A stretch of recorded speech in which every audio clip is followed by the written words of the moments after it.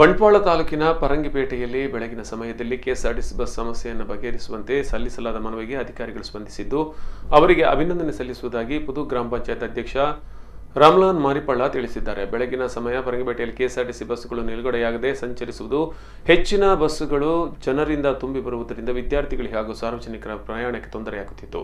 ಈ ಸಮಸ್ಯೆ ಬಗೆಹರಿಸುವಂತೆ ಗ್ರಾಮ ಪಂಚಾಯತ್ನಿಂದ ಮಾಡಲಾದ ಮನವಿಗೆ ಕೆಎಸ್ಆರ್ಟಿಸಿ ಅಧಿಕಾರಿಗಳು ಸ್ಪಂದಿಸಿದ್ದಾರೆ.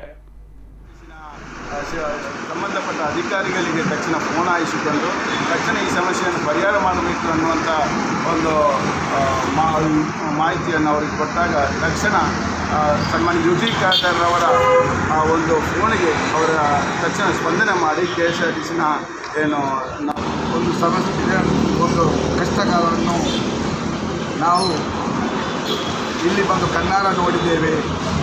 ಜನರು ಕೂಡ ನಮ್ಮ ಹತ್ರ ಬೇಡಿಕೆ ಇಟ್ಟಿದ್ದರು. ಬಸ್ಸು ವಿದ್ಯಾರ್ಥಿಗಳಿಗೆ ತುಂಬ ಕಷ್ಟ ಆಗ್ತದೆ,